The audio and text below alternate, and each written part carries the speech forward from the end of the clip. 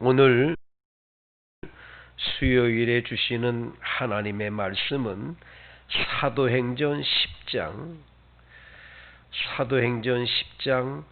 9절에서 16절까지 말씀을 통해 함께 은혜를 받도록 하겠습니다. 제가 가진 성경은 신약 성경 204면이 되겠습니다. 이제 이 계시된 말씀을 봉독하는 중에 살아계신 주의 음성을 듣게 되기를 원합니다. 이튿날 그들이 길을 가다가 그 성에 가까이 갔을 그때에 베드로가 기도하려고 지붕에 올라가니 그 시각은 제6시더라.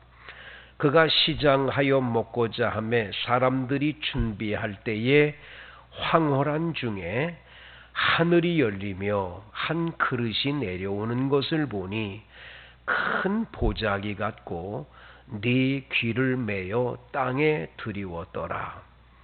그 안에는 땅에 있는 각종 네 발 가진 짐승과 기는 것과 공중에 나는 것들이 있더라. 또 소리가 있으되 베드로야 일어나 잡아먹으라 하거늘 베드로가 이르되 주여 그럴 수 없나이다. 속되고 깨끗하지 아니한 것을 내가 결코 먹지 아니하였나이다 한데 또 두 번째 소리가 있으되 하나님께서 깨끗하게 하신 것을 네가 속되다 하지 말라 하더라. 이런 일이 3번 있은 후 그 그릇이 곧 하늘로 올려져 가니라.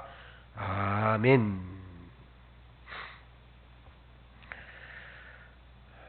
파라과이라고 하는 나라에 니카르노 두아트레 대통령이 계시는데 이 대통령의 영부인인 마리아 글로리아라고 하는 여사가 남편이 대통령이 됐을 때에 이 파라과이라고 하는 나라는 가톨릭 국가라서 국민의 전체의 이 96%가 가톨릭 국가였습니다. 국민 가운데 4%만 우리 개신교 교인이었는데 역대 파라과이 대통령들은 다 가톨릭 신자들이었습니다. 그런데 아주 공교롭게도 이 니카르노 두아트레 대통령은 개신교 교인이었지요.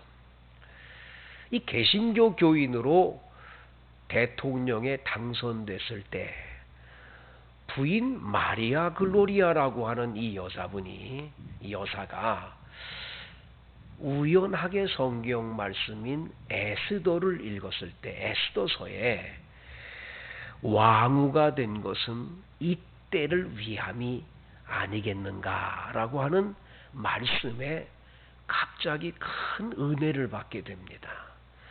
내가 대통령의 영부인이 됐다.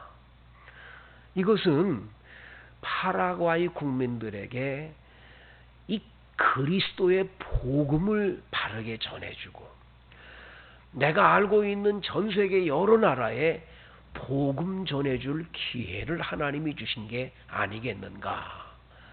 그래서 이 여사분은 만나는 사람들한테 열심히 복음을 증거하고 파라과이 국민들에게 어떻게 하면 예수 그리스도의 삶을 실천할까 열심히 주님의 일을 감당을 했습니다. 그 결과로 세계 여러 나라에 찾아가서 많은 지도자들을 만나 복음을 전할 기회를 얻게 되었고 특별히 우리나라 대한민국의 새벽 기도의 운동이 교회마다 지금 새벽 기도를 한다는 것이 이 여사에게 큰 감동이 돼서 파라과이 개신교인들에게 이 새벽 기도 운동을 일으키게 됐어요. 그래가지고 이분이 대통령으로 있는 동안에 파라과이에 기독교 인구가 4%밖에 안 됐었는데 8%로 부흥되는 역사가 나타나고 전 세계 많은 분들로부터 굉장히 존경받는 대통령 부부가 되었다라고 하는 것을 알게 됐습니다. 그리스도인 하면 누구에게든지 복음을 전하는 일이 예수님께서 우리에게 맡겨준 사명입니다. 내가 교회를 다니고 예수를 믿는데 내가 믿는 이 예수 그리스도를 다른 사람에게 증거하지를 못한다. 전도를 못한다. 그것은 우리가 진정한 그리스도인이 되지를 못했기 때문인 거죠. 하다못해 어제 저녁에 봤던 뉴스 보도라도 이웃 사람들에게 대개는 어제 텔레비전에 어떤 뉴스를 보지 않았느냐고 뉴스 이야기라도 전달해 주지 않습니까? 그 이야기는 그 뉴스를 다른 사람에게 공유해서 그 사람도 알았으면 좋겠다는 것 때문 아니겠습니까? 그런데 하물며 우리의 영혼을 저 지옥불에 던져질 영혼을 구원시키기 위해서 이 땅에 오셔서 십자가에 못 박혀 돌아가신 예수 그리스도의 이 복음, 굿 뉴스라고 하는 복된 소식, 이 뉴스는 이 세상에서 가장 귀중한 뉴스인데 이것을 내가 전하지 않고 있다, 나만 알고 있다는 것은 엄청난 큰 잘못이라는 것을 잊어서는 안 될 것입니다. 개중에는 전도를 해야 된다는 건 알고 있지만 전도를 이 사람에게는 전도가 안 될 거다, 이런 사람에게는 전도하면 안 된다 하고 우리 스스로들이 전도하는 일에 있어서 사람들을 차별하거나 제한하는 일들도 없지 않아 있지요. 오늘 본문 성경은 바로 그러한 이야기에 대하여 우리 하나님께서 강력하게 아니라고 하는 것을 가르쳐주는 메시지가 기록되어 있습니다. 오늘 성경 말씀에 보면 베드로가 낮 12시, 오늘 성경 9절에 보면 기도하려고 지붕에 올라갔는데 그 시각은 제6시라고 기록되어 있습니다. 여러분, 유태인의 시각은 3시 그러면 오전 9시고요. 6시 그러면 낮 12시고요. 9시 그러면 오후 3시를 말한다 그랬습니다. 그러니까 낮 12시 정오에 베드로는 기도하려고 지붕에 올라갔어요. 유대인들의 집들은 거의 대부분이 집의 위에가 평평하게 이루어져 있어서 그 위에서 선선할 때 사람들과 면담도 하고 또 때로는 그곳에서 성경을 들고 묵상도 하고 때로는 올라가서 기도를 하는 장소로 이용을 많이 한다는 거죠. 이 베드로도 지금 요바에 무두장이 시몬 집에 있는데 그 집의 옥상 바로 지붕에 올라가서 지금 기도를 하려고 지붕에 올라간 상태입니다. 10절 그가 시장하여 먹고자 하매 사람들이 준비할 때에 황홀한 중에 그랬습니다. 낮 12시니까 점심 식사 시간이고 배가 고프겠지요. 시장한 시간이었다라고 말씀합니다. 그리고 사람들이 점심 식사를 막 준비하는 그 시간이었습니다. 그런데 갑자기 기도하는 중인데 황홀한 중에 하늘이 열리는 거예요. 베드로 앞에 말이죠. 하늘이 열리면서 11절 말씀에 한 그릇이 내려옵니다. 큰 보자기 같고 뇌 구퉁이가 매여 있어서 이것이 땅으로 이렇게 내려오는 거예요. 참 신비한 광경을 베드로가 보게 되는 거지요. 여기 큰 보자기 같고 그릇 같은데 네 구퉁이가 메어져 있다는 건 뭘 뜻할까요? 네 구퉁이는 동서남북을 가리키겠지요. 그러니까 동서남북의 모든 세상의 모든 것을 함축적으로 그곳에 지금 보자기 안에 들어있는 것을 보여주고 있는 거예요. 전 세계 모두가 거기 들어있다는 의미를 갖고 있는 거죠. 그런데 그 안에 12절에 보니까 땅에 있는 각종 네 발 가진 짐승과 기는 것과 공중에 나는 것들이 가득히 들어있는 겁니다. 새와 또 땅에 기어다니는 것들, 그리고 오늘 여기 성경이 네 발 가진 짐승들, 이런 것들이 가득히 들어있는 거예요. 그리고는 소리가 납니다. 베드로야, 일어나 잡아 먹어라 말씀합니다. 자, 낮 12시고 지금 시장합니다. 사람들은 지금 음식 준비하고 있어요. 배고픈 시기예요.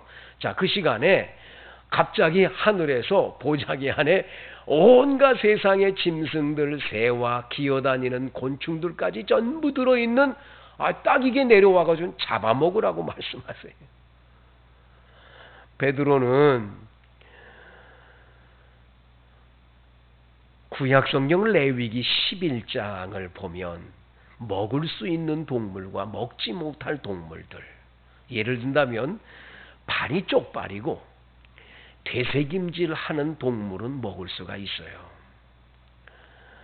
그리고 하늘을 날아다니는 독수리나 이런 매 같은 종류들, 한마디로 말하면 이 공격을 해서 육식을 즐기는 그러한 까마귀 같은 새들은 먹을 수가 없어요. 그리고 땅에 기어다니는 것도 마찬가지예요. 또 물고기도 마찬가지입니다. 물속에 있는 물고기도 지느러미와 비늘이 있는 고기는 먹지만 비늘이 없는데 이렇게 물고기가 있지 않습니까? 지느러미가 있는 그런 물고기는 먹을 수가 없도록 우리 하나님께서 딱 그렇게 말씀을 해줘서 유대인들은 그런 건 먹지를 않아요. 자, 베드로 앞에 지금 드리워진 네 구퉁이가 메어져 있는 이 그릇 같기도 하고 보자기 같은 것 안에 들어있는 온갖 짐승들과 이런 것들을 보니까 잡아먹으라 그랬지만 레위기 11장을 딱 대놓고 보면 잡아먹지 못할 동물도 많고 새들도 많고 그 물고기도 많은 거죠. 그러니까 베드로가 주여 그럴 수 없나이다. 속되고 깨끗하지 아니한 것을 내가 결코 먹지 아니하였나이다 라고 주님께 고백을 합니다. 그런데 두 번째 또 소리가 납니다. 하나님께서 깨끗하게 하신 것을 네가 속되다고 말하지 말라고 말씀하세요. 하나님이 깨끗하게 하셨다는 거예요. 하나님이 깨끗하게 하셨기 때문에 속되기 때문에 못 먹는다 말하지 말고 먹으라는 거예요. 그리고 오늘 16절에 보면 이런 일이 3번 있었다고 했습니다. 연거푸 3번 이러한 말씀이 있고 난 후에 그 그릇이 하늘로 올려져 갔다라고 말씀합니다.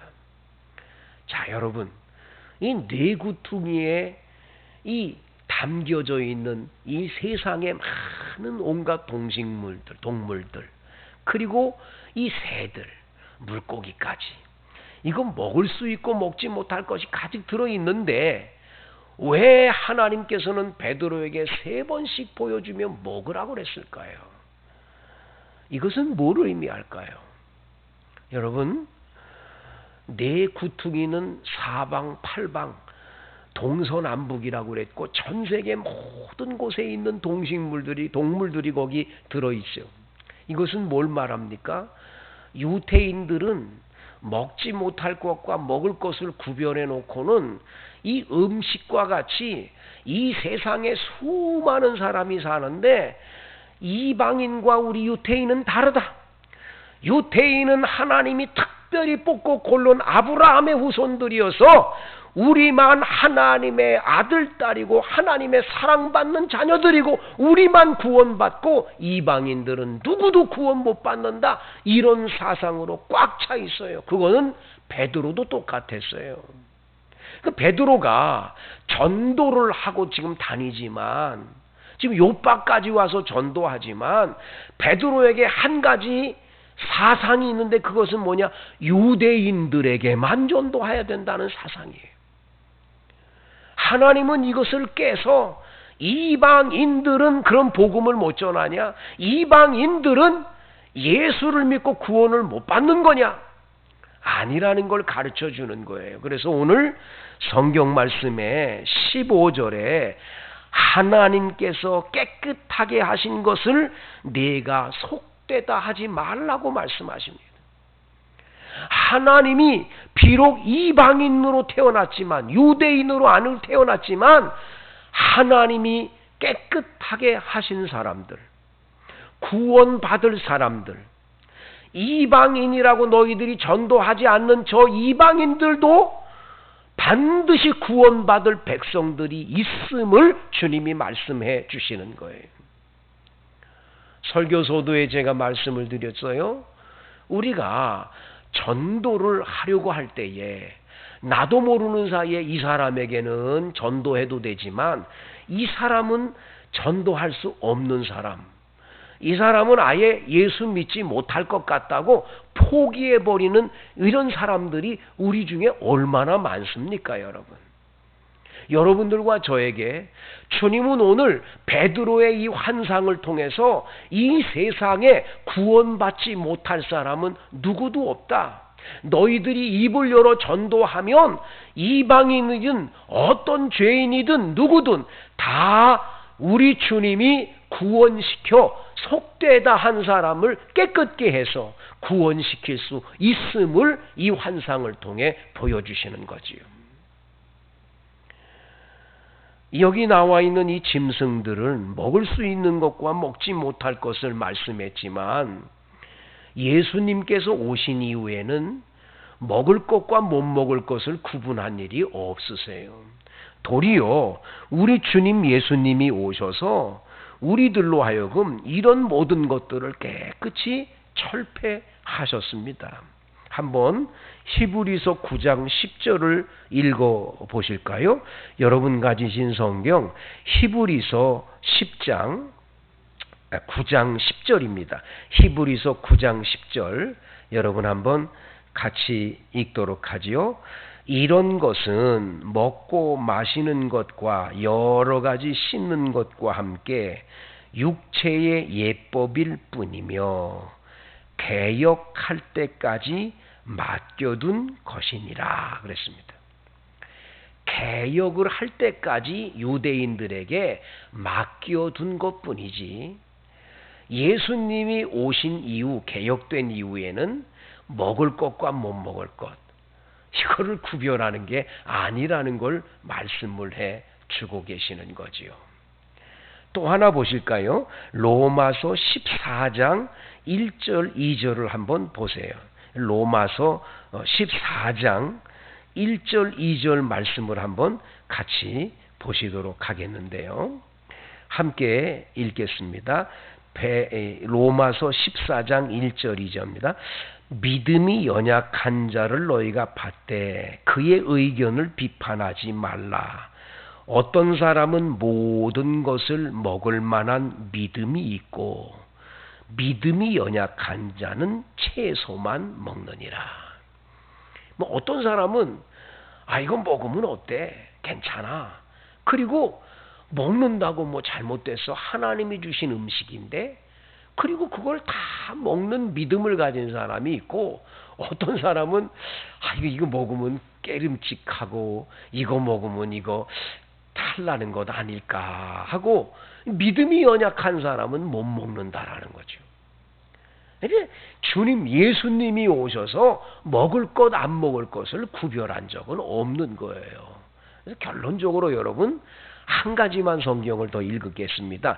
디모데전서 4장인데요. 한번 디모데전서 4장 3절에서 5절 말씀을 한번 같이 읽어 보시겠습니다. 3절에서 5절까지입니다.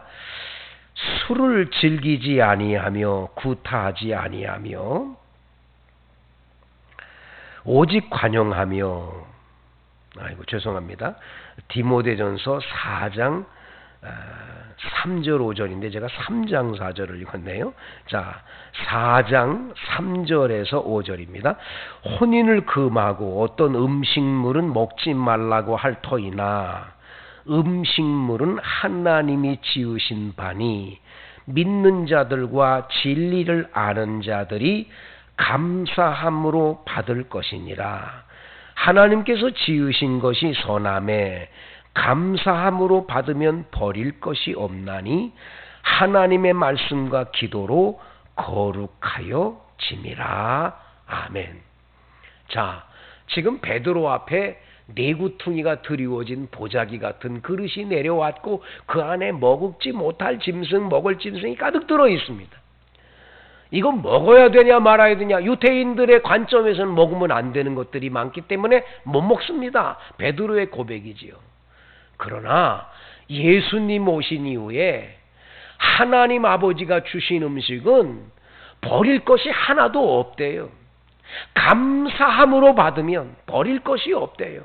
그걸 감사한 마음으로 받고 그것을 먹고 마시는 것은 하나님 주신 큰 은혜로 알고 먹고 마시라는 거예요. 자, 이 음식과 똑같아요.